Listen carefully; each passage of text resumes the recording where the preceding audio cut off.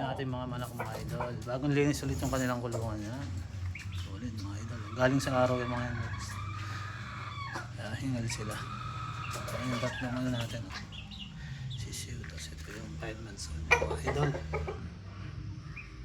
Ang ating mga lokis. I-update natin ulit. Ito yung tatay. Pagod na pagod. Galing sa araw mga idol. Galing sa bilad.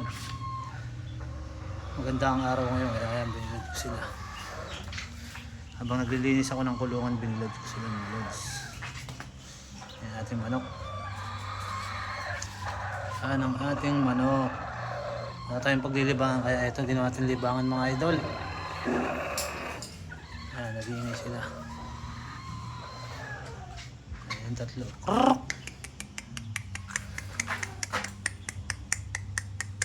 Yan, tumilip yung lalaki. Ito yung tatay niyan mga lods.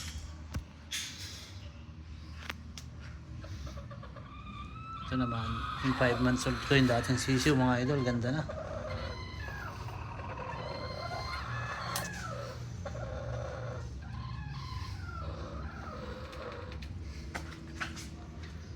Ganda na yan mga idol. Oh.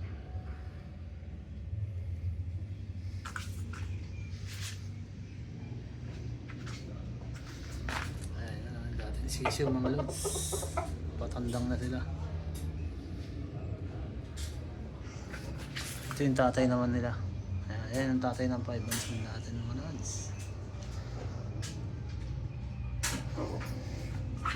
Galing sa bilad yan. Wala ng katawan yan.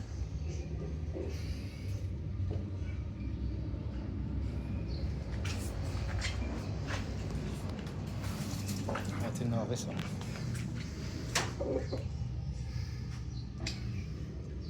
Napaporma na sila mga lods. Ayan. Mutla sa init yan, pero hindi mutla yung mga idol. Pula pa rin yung mukha niyan.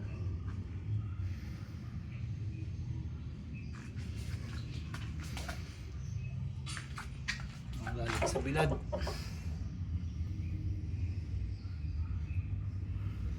Mataas na manok din. Sakto yung height.